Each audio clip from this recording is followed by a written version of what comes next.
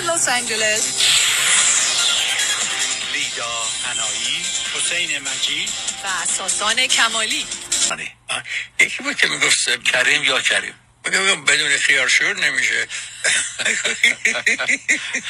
یکی بود کریم خیلی حرکتی اصلا معلوم نشده جریان این تبلیغات چی بود. خیلی مفصل بود.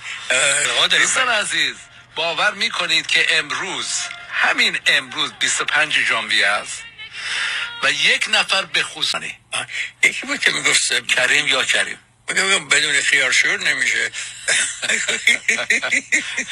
یکی بود کریم خیلی حرکتی اصلا معلوم نشده جریان این تبلیغات چی بود. خیلی مفصل بود. دوستان عزیز، امروز 5 ماه چیه؟ بهمن و 25 ژانویه هست. دوستان عزیز، با هوای همچنان خنک لس آنجلس. یکی بود که میگفت کریم یا کریم، بگم بدون خیار شور نمیشه. یکی بود کریم خیلی حرکتی اصلا معلوم نشده جریان این تبلیغات چی بود. خیلی مفصل بود. به من تکس میزنن زلزله رو شنیدن که احساس کردین؟ گفتم نه والا. مرکزش کجا بود؟ ونچورا اونورا والا به خدا. Magnitude 4.2 earthquake from Malibu, California, 11 miles from Malibu, California. یکی بود که میگفت کریم یا کریم، بگم بدون خیار شور نمیشه. یکی بود کریم خیلی حرکتی اصلا معلوم نشده جریان این تبلیغات چی بود. خیلی مفصل بود.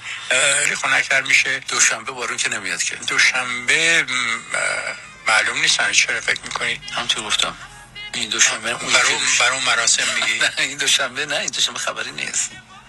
برای امروز دوشنبه است. دوشنبه هم که میاد. امروز دوشنبه نیست، امروز چهارشنبه است. بله. چرا شما با شکر بلند کردی که شما گفتی یه جوابی داشت که رادیویی نیست. بعدا بهتون میگم. 2 نفری خودم و خودت میگم. امروز دوشنبه نیست. امروز چهارشنبه است. درسته. و 5 ماه بهمن هست. آخه شکرهای من یکی بود که میگفت کریم یا کریم، بگم بدون خیار شور نمیشه.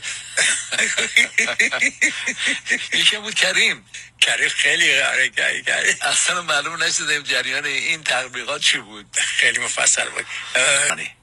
یکی بود که میگفت کریم یا کریم، بگم بدون خیار شور نمیشه. یکی بود کریم خیلی حرکتی اصلا معلوم نشده جریان این تبلیغات چی بود. خیلی مفصل بود.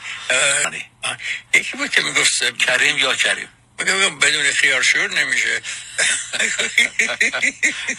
یکی بود کریم خیلی حرکتی اصلا معلوم نشده جریان این تبلیغات چی بود. خیلی مفصل بود. KIRN6 70 AM Simi Valley Radio Iran. Howard Coleman's son. Lotus Communications is an anti-Semitic radio station. Their hosts made fun of me, bullied me, laughed at me, told me don't come here anymore. Their sales manager Vahid Rastagar kept bullying me for hundreds of thousands of dollars cash. Shut down racist anti-Semitic Radio Iran.